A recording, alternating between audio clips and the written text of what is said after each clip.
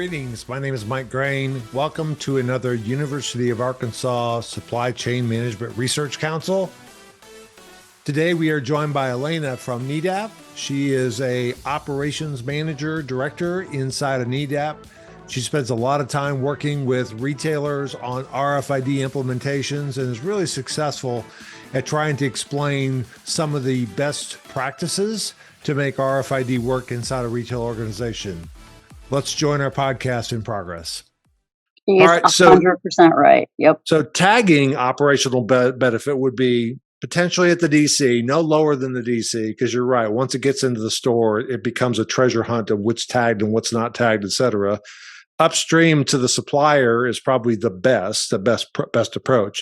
Talk to us about operationally collecting that RFID information at store level. Best practices that you would, for a store associate that's using their RFID, and let's just say specifically your system, what are some of the best practices to make sure that they are scanning correctly, scanning accurately, accounting for everything? Talk to us about some of the operational best practices there. In the store, once the solution is deployed. So,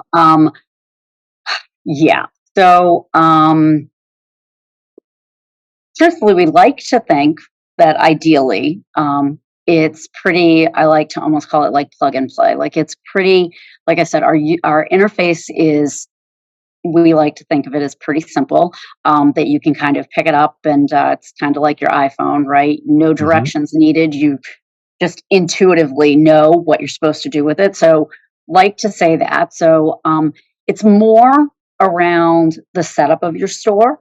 So understanding,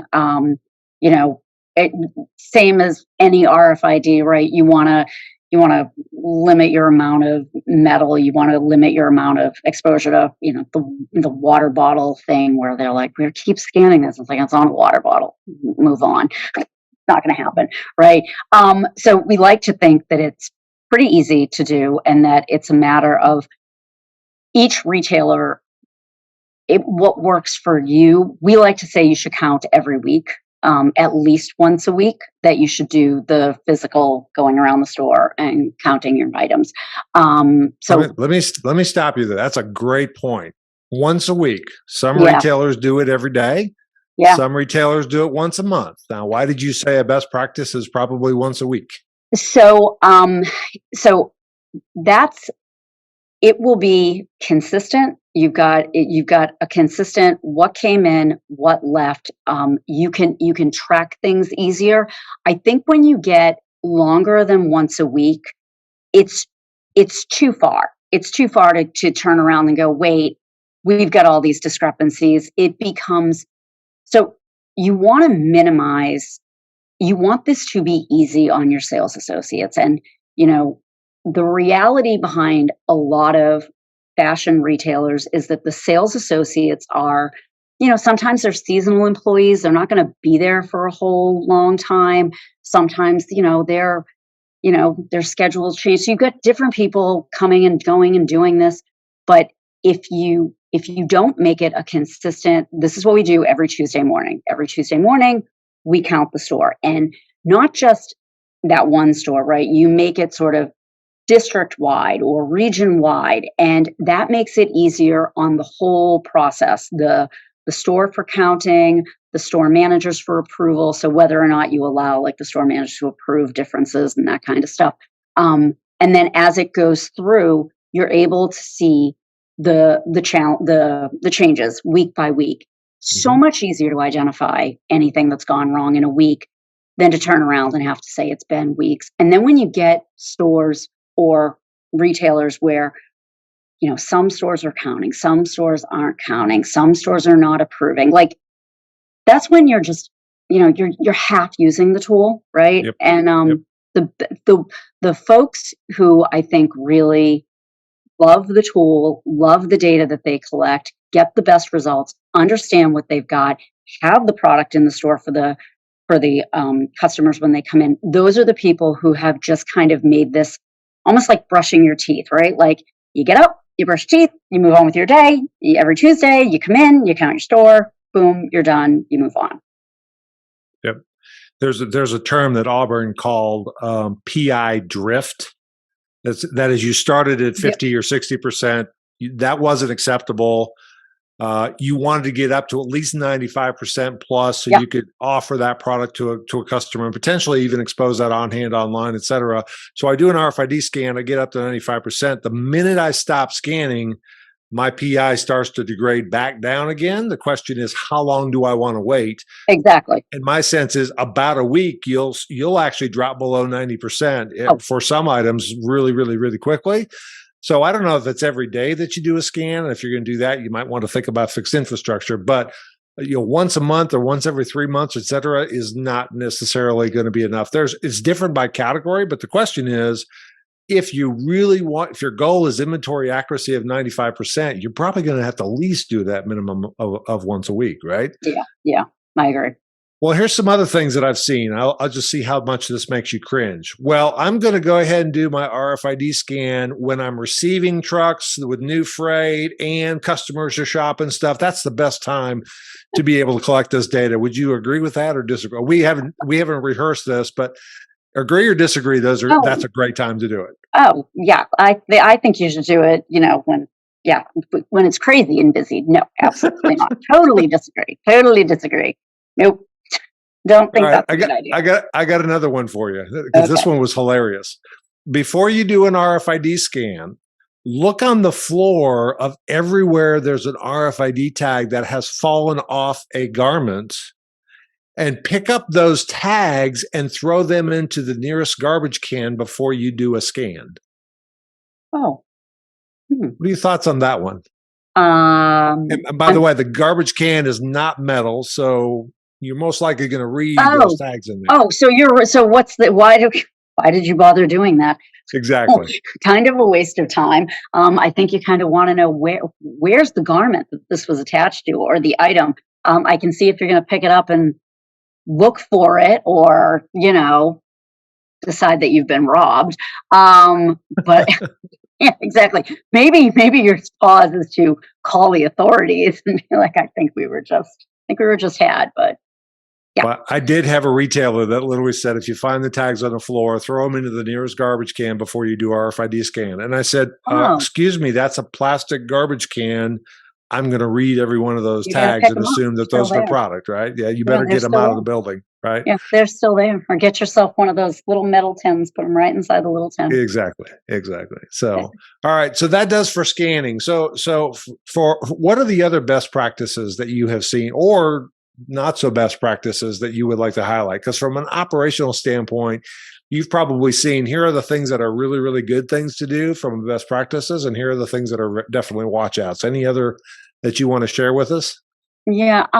So I think that, truthfully, in the, 4 years that I've been doing this, we've had way more success actually with the retailers and the implementations that we've done than we've had failure. So really and truly, I think that when an organization decides to go ahead and implement, I think the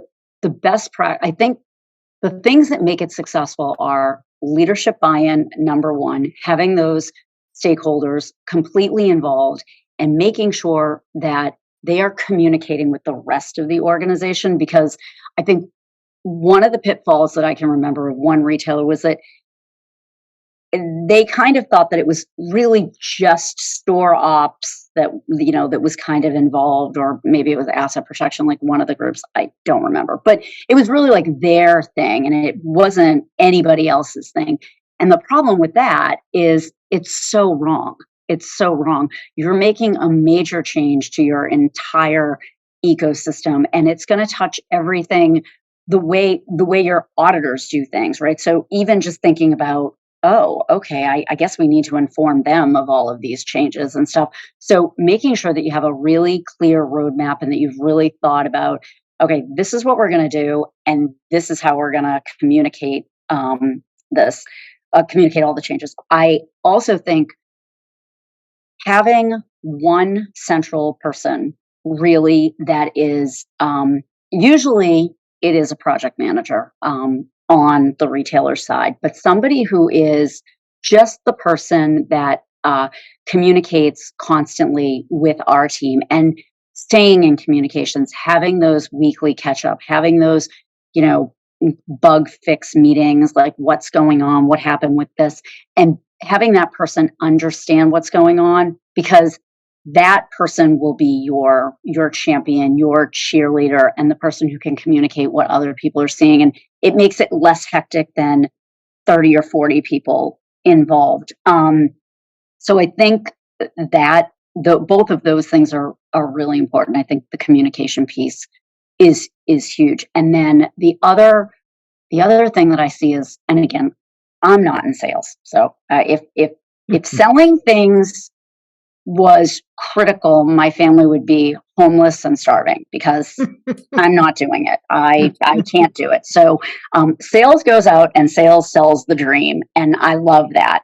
And then we are like the group that can, you know, sprinkle the magic and make the dream happen, but make the dream happen in a logical way that makes sense, right, as you go through, as opposed to wanting everything. And I do think that there are some, and I think it's sometimes just really more individuals that are like, well, we want to do this and we want to do that. And when can we do this? And what about this? And can we talk about that? And it's like, please stop. Please stop. Let's just focus on step number one. We want you to get there. I want you to have that dream. I absolutely do. But I also want you to have it in a way that you will appreciate it. I don't want to throw everything at you, and then it becomes so much more that your organization is just overwhelmed, and that's just says, uncle, we're like, uncle, enough. And then you're angry, right? You're not having a good experience. And like I said earlier, it's a major change for an organization. So you want people to feel like this makes sense. This is happening in an orderly fashion. We can take this on. We can execute it. We have the folks devoted to it, as opposed to just like, let's get it all and let's have this group do this and this group do that. And suddenly it's craziness. And honestly, it's just not how we work. So, So yeah. Your central person is a really good model. I actually talk about having it kind of be train the trainer as well, train the people who train. Yep. Train the trainer. So that individual or individuals who are doing that work, just a philosophical question. Do you take somebody who really understands RFID, kind of the bits and bytes in RFID, how it works, and have them do that?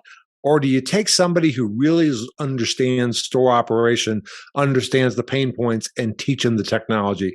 Which is the better approach? So I actually think the better approach, I think RFID, I came to Nedap, I literally remember being like, what are the letters EAS? Like, what does that stand for? I don't know what you're talking about.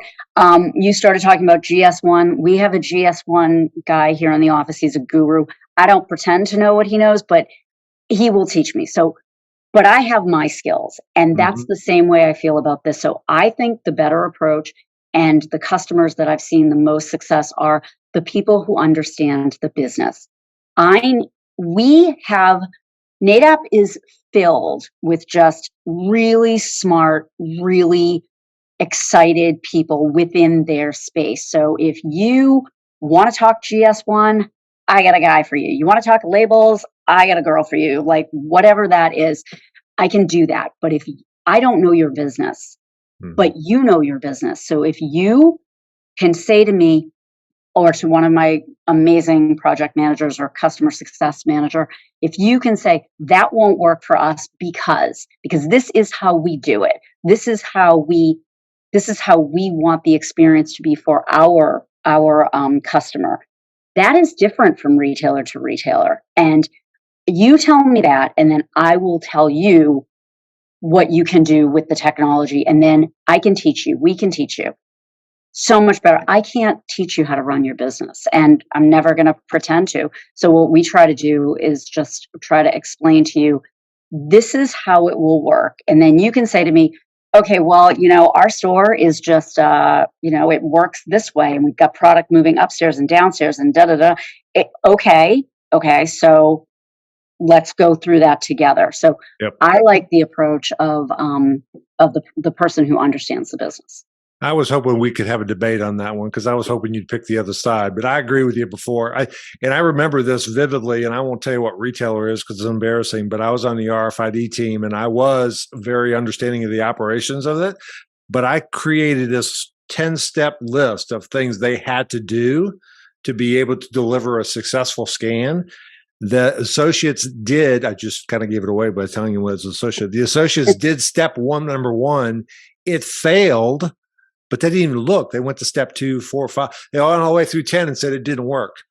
And that is when I said, I got to stop teaching this as a technologist. I have to teach this as a business person. And we started doing side-by-side videos.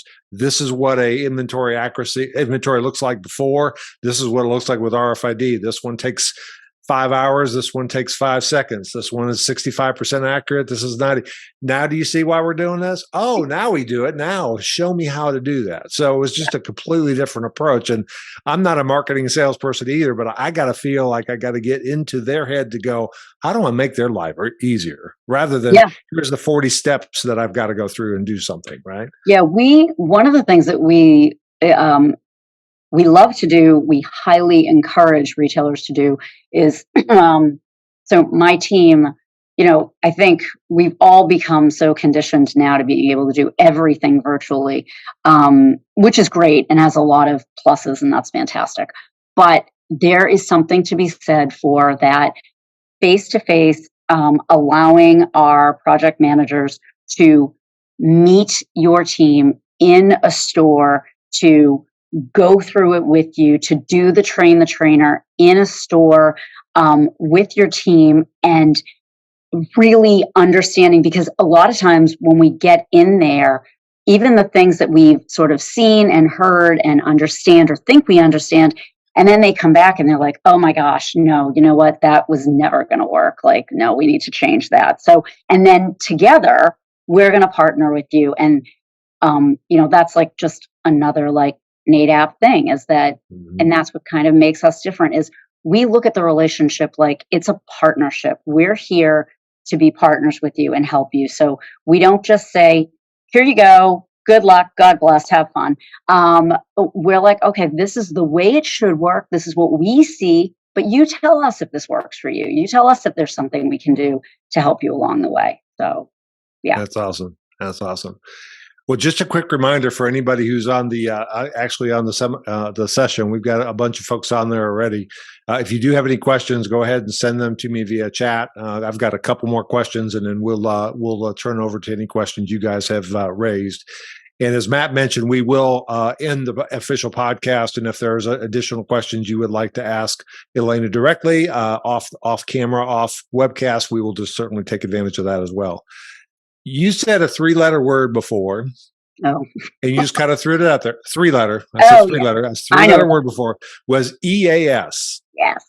Yeah. And this has become a passion area for a lot of people in this space because RFID is all about we got to know what we have at a high degree of accuracy. We've got to know where it's located.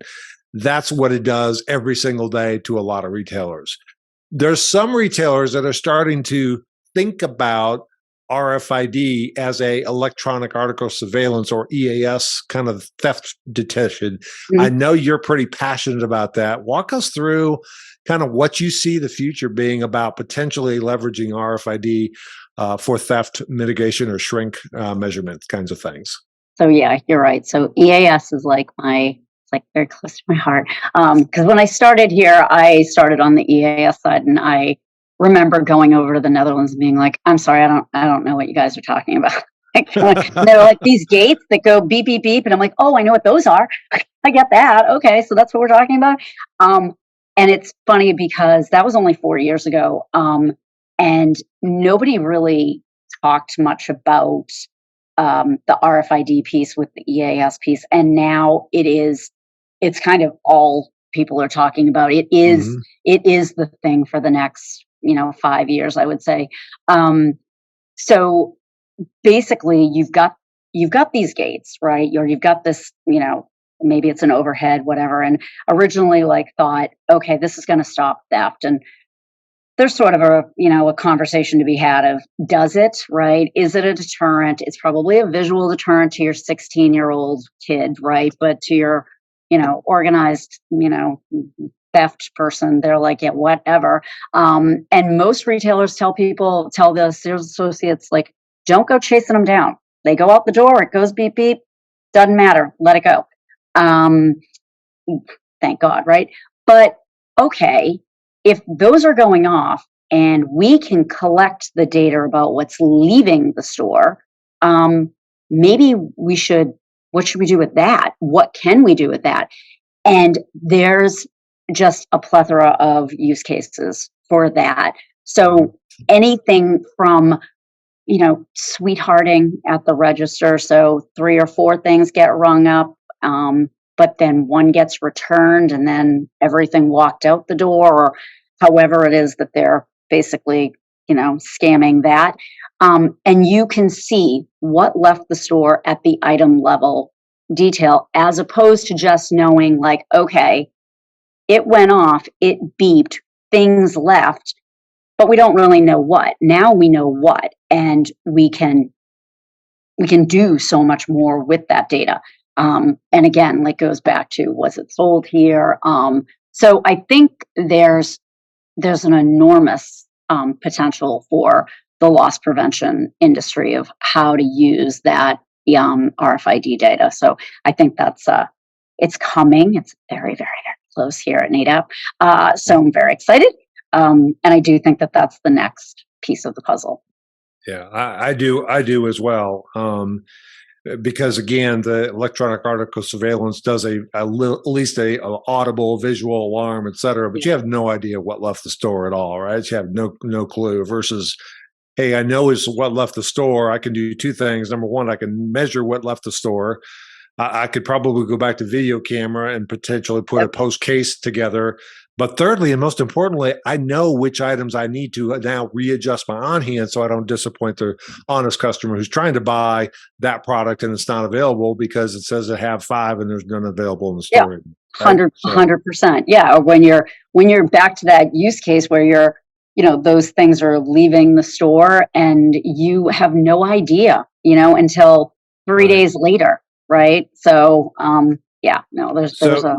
So is there any best practices, or is there anything that you can do? Because certainly knowing what left the store without being paid for, or what you paid for that you didn't receive from the supplier, your DC, et cetera, and being able to measure that real time is a huge value versus the once a year inventory we do it. We typically do in industry. The question becomes: can you leverage RFID to actually stop theft? And I'd love to hear your answer as an EAS expert. EAS tells you it's left the building or something left the building. RFID even tells you here's exactly what left the building. Is there any way to leverage RFID as part of a theft mitigation strategy so it doesn't leave the building? Just a curious question for you. So I would challenge the word expert. Would definitely challenge the word expert. I am by no means an expert, but I can get you one if you need one. It's probably for people smarter than me. I'm sure there is, right? I'm sure that as we use the technology, as we think about it, and I'm sure there's a tremendous amount of people out there in loss prevention that are like, oh yeah, I can come up with a whole bunch of ways. That's not really something I think about, but I'm sure there is. Yeah. Well, it's interesting to me, and I'm sure there's a bunch of folks out there who have already thought about this as well, because I don't consider myself an expert as well. But if I actually made an investment in a software platform like yours and a fixed infrastructure that's reading things all the time, if I know that razor blades are $20 a package, I know most customers buy maybe one, every once in a while buy 2, but mostly 1 or 2. If I see 8 just left that particular area of the store, I might be able to ask some questions at the door, right? Just say it. Yeah, definitely. So I think if people are buying 10, my guess is they're not for using it for personal use. Let's just put it that way. There is a use case that we are testing out with a particular retailer surrounding organized crime or organized theft. about the idea of multiples, right? Like that Yep. entire stack of jeans. Nobody's buying that entire rack, right? And just putting it in and it's out the door. But if you know that it left, if you get an alert and you know that that left, you then, in certain instances and certain retailers, they know that that's happening. It's probably going to happen at the store down the street or the store, three Mm, towns over. And then you can alert them that, like, hey, we were just hit. Potentially, you might be hit. So there's there's and it's funny because I'm sitting here going, oh yeah, I remember that conversation, because not in all of them, but yeah, there's definitely, it's the data, right? It just goes back to, yep. the data is king, and if you've got the data, then you might as well use it. And like you said, if your company is investing in this type of technology, use it, and use it to its full potential, because there's a lot that we can do with it, a lot that we never could do with it. I think, like, Yeah. how much my husband would have loved this in the store, right? It just would have made life so much easier. Yeah. That's awesome. Have you by chance heard of, I'm going to promote a company here because they've been pretty public about it. Have you heard of what Lowe's is doing with a project called Project Unlock? I have not. What are they All doing? right, so hear this one out. This is fascinating. This was specifically, and again, they've been very public about it, so hopefully I'm not taking anything out of context. But the idea was they had a lot of kind of major theft of power tools. Power tools are probably $100 for a drill, right? Uh-huh. So what they would literally do is and you can kind of follow this. They put an RFID tag inside the power drill. That drill is turned off, okay, unless it gets read by an RFID reader. On the outside of the box is a 2D barcode, which is basically the serial number of that tag. Okay. Okay. So if they go to a register, they scan that tag, they give them their $100 for the product, an RFID reader turns that product on so it will work. If they just grab a bunch of those drills and run out the store, they got a bunch of drills, but they don't work because it hasn't been enabled. That's why Oh, they call it project. Isn't that brilliant? Isn't that that is brilliant? genius. And that Yeah. is, we And, literally owned a hardware store, and oh, the really? power, yeah, that's what my husband owned. He owned a hardware Okay. store in Okay. Harvard Square. And yeah, and the power tools and, like, all of the electronics, like, that was the stuff that, walked out of the store, and it was a small store, so locking everything up wasn't possible. So Right. sure, he's like, oh my God, that would have been amazing, because, yeah, and the margins on that stuff they're not great. I mean, they're slim, No. they're not huge. So, you lose a couple. Yeah. That sucks. So, And if you're the person that just stole them all and you try and resell them and they don't work, yeah, oh, thank you very much. That, again, you reward that bad behavior by nobody's going to buy it from you because they don't what work. what an amazing gotcha, though, right? Like, that's Yeah. really cool. I like Yeah. that, actually. But I you think, think about televisions and appliances, basically anything that has either an AC or DC source, you could actually enable through that. And now the idea of coordinating across, I mean, we yeah, have so much problem just trying to get people to put RFID tags on the boxes. right. The idea of trying to coordinate that, but to me, that's a breakthrough kind of thing. If you can literally say, unless you pay for it, I'd You love to do that wonder. with your lipstick example. Unless you pay for it, if it leaves the store, it doesn't work. You put it on, it turns your legs blue or something like that. I mean, I don't know how you do that, but That's right. But you're keeping people that, right? that's, yeah. I mean, and that's probably, like, the biggest challenge with some of the amazing, like, use cases for all this stuff is, Yeah, okay, in concept, this is amazing, but then you have to put it into practice. And, yeah, we're not quite there with a lot of this, but I do think that, it's getting there. I mean, look 10 years ago, like, people were still, physical yeah. inventories and counting things one by one. And so, it will change, it will get better, but take some time. So very cool. It is a fun time to be part of retail. It certainly It is. is a fun time to be involved with some of these innovative ways. I mean, just being able to know what you have and where it's located, a high degree of level, so you can have enough have enough confidence to expose those on hands to customers. And what you just mentioned, supply chain, I may not have any of these pens right now, but I know that a truck just left my DC. It'll be here for 6 hours. I can go ahead and expose those pins that are going to be on that truck because I have confidence they're on that truck. So Exactly. it unlocks a lot of stuff, and not to use the project unlock, but to me, asset protection is the next big opportunity. The asset protection and supply chain are the two biggest opportunities. Now that you've invested all that time and put RFID tagging for inventory accuracy, we can now do other things with it, which is pretty exciting. It is very exciting. I'll call them out, and I think everybody's already heard this, but Joe Cole from Macy's is definitely leading the edge and leading the inventory opportunity from an AP standpoint of trying to figure out how to leverage this data for asset protection purposes. So I know he gets a lot of requests for come and tell us how you're doing this, but to me, that's the breakthrough opportunity for sure. I agree, 100%. Right. Yeah. I got to tell you, Elena, this has been a great conversation. I'd love to hear about how the store that is going to be implemented in the future, where your husband bought the lipstick, and because I'll bet you a year from now they're using RFID for lipsticks because Ned is hoping that they are. You keep saying you're not a salesperson, but you're certainly a salesperson because you're passionate about this topic. So I want to thank you very much for your time. You've done a great job representing Nedap and the industry, and thanks for all the practical tips, because we've never gotten into the specific kind of here's what works and here's some best practices, et cetera. I think you walked us through several, from where you tag it to how you wand it. That whole idea of a central person who really understands the business and helps to implement it. We call them kind of store champion kind of idea. Yeah. I think those are all exceptional opportunities for any retailer out there who's doing this. So any other closing comments? Anything that I should have asked you that I probably didn't? I don't think so. We covered a lot. Thank you for for the opportunity, and thank you for making this very easy. I was a little nervous, so I appreciate it. You did a great job. Thank you very much. Have a great weekend. You're welcome. Take care, everybody. Thank you. Thanks for having me. Bye. Bye-bye. Thanks for joining us for this discussion with Nedap. Hope you enjoyed both part 1 and part 2, where we talk about best practices on RFID implementations.